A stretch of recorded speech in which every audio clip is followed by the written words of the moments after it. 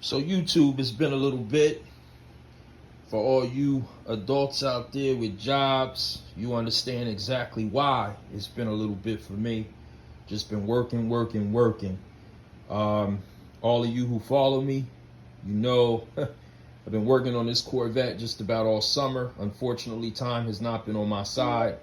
I've actually, I think, driven it maybe twice this entire summer, maybe 50 miles. But you know, I'm going to create this video now just to let you know that some of the projects that I started have finally been completed. Many of you may have seen the original videos. The radio had started to go bad. I had to take the entire cluster apart to start repairing stuff. And so many of you who work on cars, you know, one thing goes, it generally creates something else that you have to work on. So either from a fabrication perspective, or you find something that wasn't done properly.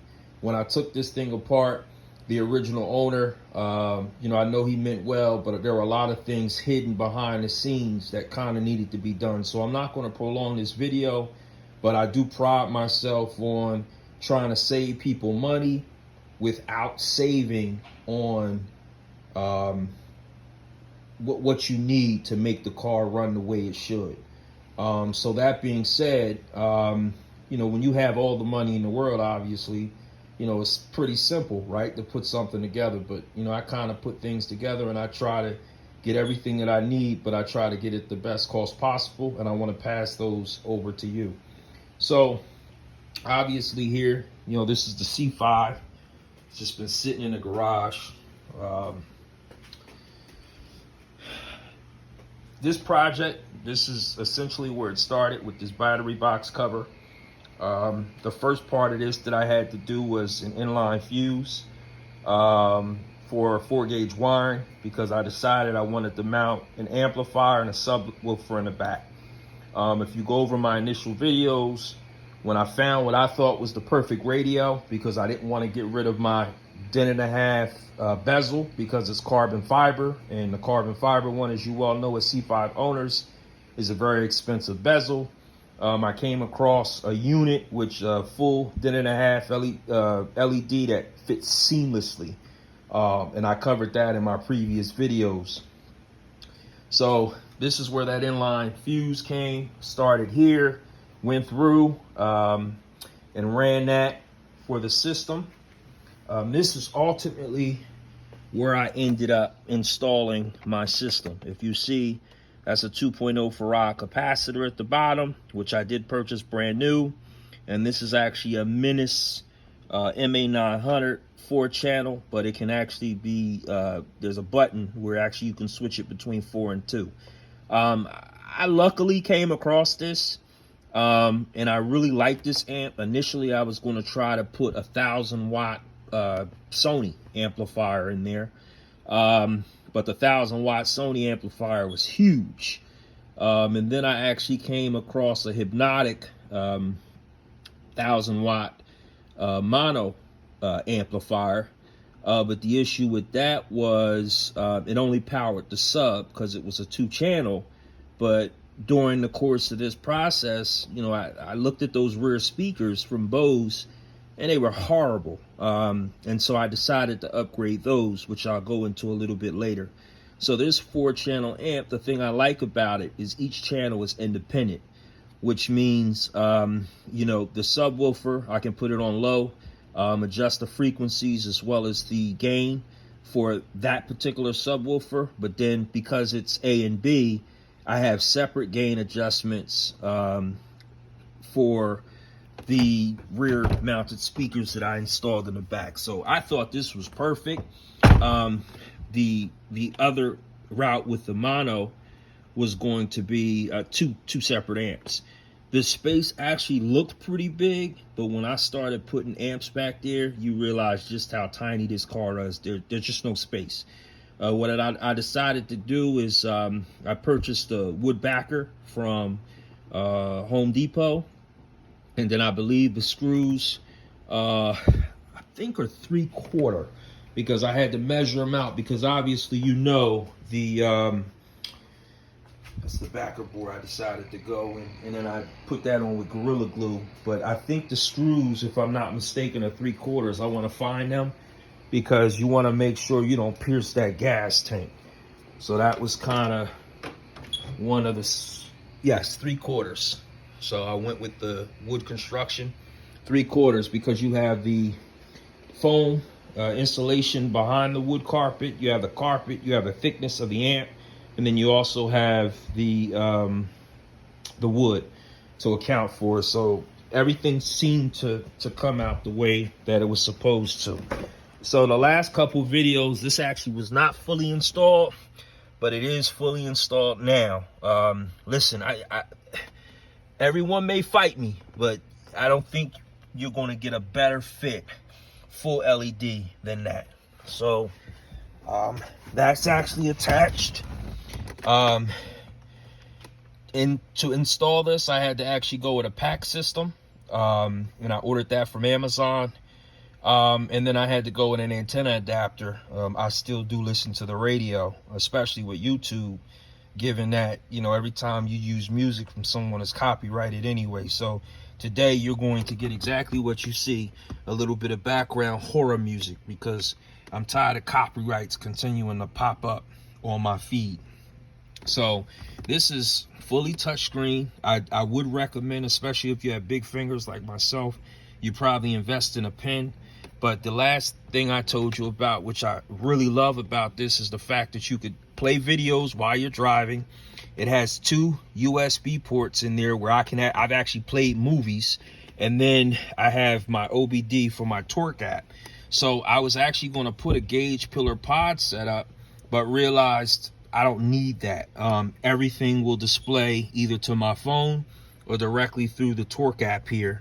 So, you know, once I realized that, I said, you know what, I'm good. I had to buy a Bluetooth adapter for this. Now, keep in mind, I'm on my second Bluetooth adapter. What I'm finding with the C5 is that certain Bluetooth adapters, unfortunately, do not work. The first 2 did not cost me a lot of money. One I actually already had, and so, you know, they're not that expensive, but you might have to go with like a $20-$25 one, not a $3 one, which is what I did. Again, sometimes trying to be cost effective can come back and bite you, but there are threads online that will actually tell you that the C5 does not do well with a lot of Bluetooth adapter OBD2 connections. So let me get out of here. Let me see, get out of here, go home. All right, close that.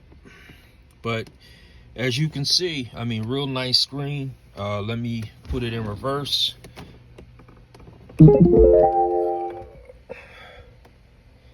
It's not gonna let me. Yeah.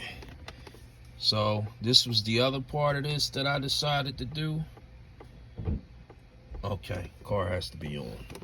Okay, turn the car on.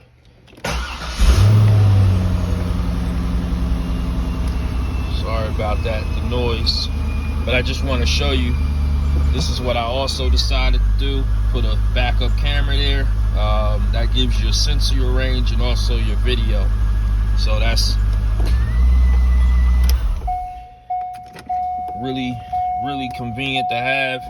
You know, I figured with this car that I'd rather have it, and so I installed it. So that seems to have worked out perfect for me. So this is, again, you go in this to install a radio. I realized how nice the screen was. I said, you know what, everything was already taken apart, why not go the whole distance, right? And that's what I decided to do, go the whole distance.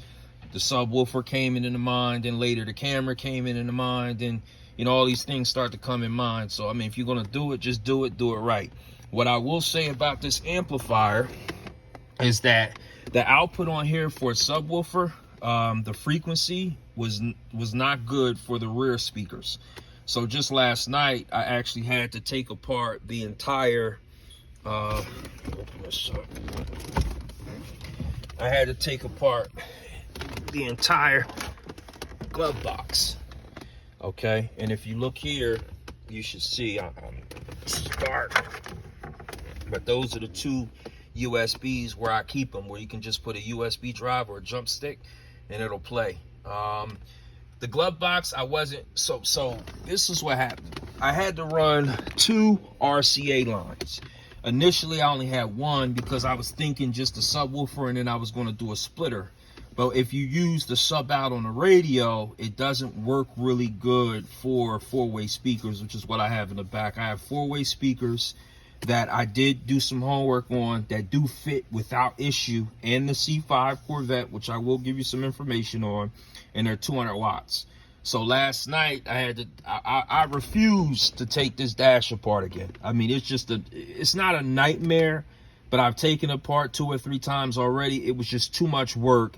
And I said, there's no way I'm taking it apart to run a 14-foot RCA cord. So what I wound up doing, the trunk, there was a hinge that was broken on the,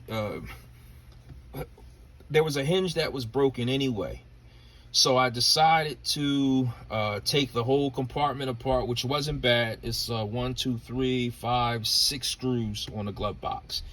Took the glove box out and was able to, and I took the radio out and was able to fish the 14-foot RCA wire, connect it, and then I put the glove box back. The repair that I make, and I don't know if any of y'all know, Gorilla Glue makes a hell of a glue. I don't use super glue anymore. Now for everything I do, I use Gorilla Glue. As long as you compress it and put some pressure on it with like some clamps, you will never have to take that thing apart again. And that's how I fixed the plastic hinge, which was broken on this. When I got it, it was broken. So I said, you know what, this is a good opportunity to take it apart and fix it, which is what I did. And so now it works the way that it should. I'll show you the Gorilla Glue in a later video. So that being said, I had to wire the GPS unit. The GPS unit is actually wired here. Okay. The 2-way speakers that I used, I believe, were SDX. I got them from Amazon. They were only like 20 bucks. But obviously, you know, with the rear of this, the fiberglass, the wall doesn't give you a lot to have a big magnet. So what I had to do was find a magnet that was compatible with the existing 5.25 Bose speakers.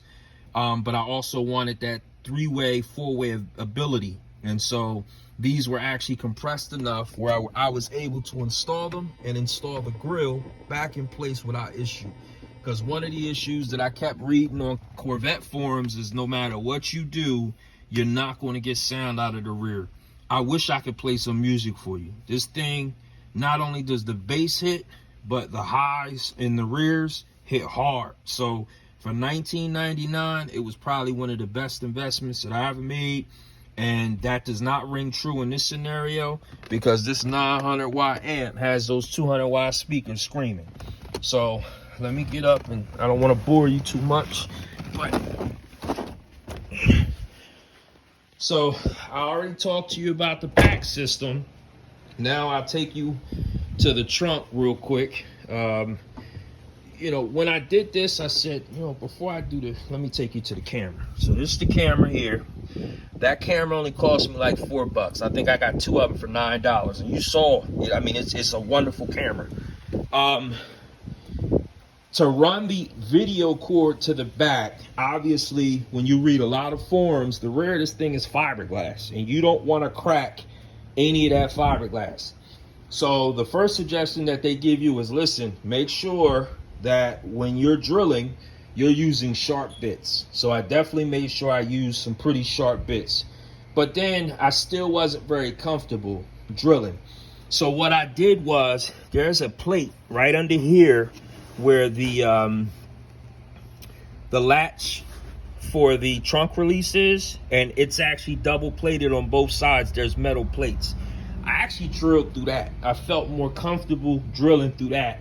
I was actually going to push the entire video cable through, but I think when I got to a certain bit, I made the decision that instead of going bigger, I was just gonna, I'd rather cut, is what I wound up doing. I cut the cord and just soldered it back together. So I used some Irwin bits. I think I went 5:30 seconds. So once I got to 5:30 seconds, again, I cut that video cord and I just spliced it back together. It's only a green, a black, and a red. Really thin wire, easy to put together. Just rather than fracture anything in the rear of this, that's what I decided to do. So, you know, to each his own, but that seemed to work out for me. But I actually drove to New York for this. I'm pretty happy about this. The limited space in the C5, I said to myself, you know what? Let me get one of those boxes.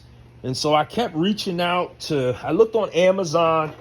A lot of people complained about the box that was on Amazon. It didn't fit right. You couldn't put the lid over it. This particular one has the recessed Corvette lettering. And I had looked online to try to find one, and the ones that I were finding were $1,000, $1,200. Not saying this one was, but they were expensive. So I drove to New York to Long Island to pick this up. And the speaker I had never heard of. I said, you know what, I'll just buy the box. And I have a couple nice speakers here that I'll just utilize for, that box. But when I looked the speaker up, you gotta forgive me for being all over the place. I was extremely surprised at how much it costs. I'm actually going to try to look this up now for you. Image dynamic subwoofer. And I was actually surprised at the ratings. The ratings this thing got were ridiculous. It's actually like a $500 subwoofer. And if I'm gonna be very honest with you, this one was 1,800 watts. It's $480, and it got the best reviews for any subwoofer that I had ever seen. And once I turned that sucker on and it hit, I realized, you know what? I struck gold with this because I got the subwoofer and the box for $75. So I think I did pretty good with that. So just for the finale, just to kind of put everything in perspective, I kind of want you just to realize what was done during this time once I started to get this figured out. So the head unit itself was only $69. The amplifier, believe it or not, was only $25. The capacitor that you see was actually brand new. It was open box. I paid $12.50 for it. I had to order an antenna adapter. That was $5. The 14-inch RCA I actually had to pick up yesterday. I ordered one from Amazon and they sent me the wrong one. So I went to Walmart and it was only $8.64. I picked that up.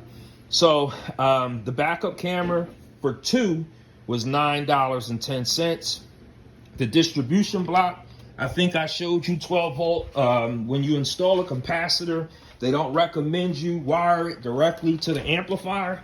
So I had to get a distribution block here. So the main power goes into that block, and then that block distributed to the amp and to the cap. That was $11.99 for 2. I actually wind up also the inline AGU fuses that I discussed with you. For 2, I paid $9.99. If you're like me and don't throw anything away, stay like that, because I found 1 or 2 already here, so I didn't need to buy it. But it's always good to have a backup. Subwoofer box was $75. Again, I purchased that on Facebook Marketplace. The head unit was actually on eBay. The amplifier was on eBay. The capacitor was on eBay. RCA was Walmart. Antenna adapter was Amazon. The backup camera was eBay. So the rear SoundPex SDX 5.25 speakers, those were $19.99. They are 4-way speakers, 200 watts. Those were on Amazon. The wood board I paid $7 for. I got that from Home Depot. The PAC REM system I actually ordered from Amazon for $59, but you can actually get it for $43, I think now. The 8-gauge ground, I ordered 10 feet of it. That was on Amazon. That was a $7. The metric kit to install the radio was $6.99. That was eBay. But the 8-gauge ground, I think I already told you, was Amazon. So the toggle that initially started this for my step unit. I actually purchased 2 of them on eBay. They cost me $6.75. The battery tray cover to hide everything was $34, and that $32, that was on eBay. And then the screws were like a couple bucks. And so the toggle, again, I told you that Leigenfelter, the LNC 2000, that's what initially prompted that. I'm getting a supercharger in March, and I'm also thinking about a NOS setup, but right now it is what it is. So with all that you see here, a grand total of $371.57. If anybody can beat that, you let me know. But she's finally complete. Everything works, sounds great, and spent very little money getting it to be in the condition that it is now. So, you know, I appreciate everybody who's subscribing. Again, I tell you, I'm just a regular old Joe. You know, I feel like if there are cost savings to be had, that those cost savings should be shared across the board. And that's what I try to do. So, now this video probably is not going to do this any justice. But you can see the movement on that. That's beautiful. Again, I'm not playing music because every time I play music, I get hit with a copyright infringement. And that's the people that's doing these copyrights. They got enough money. They don't need to take any from me. But you can, if you're here, you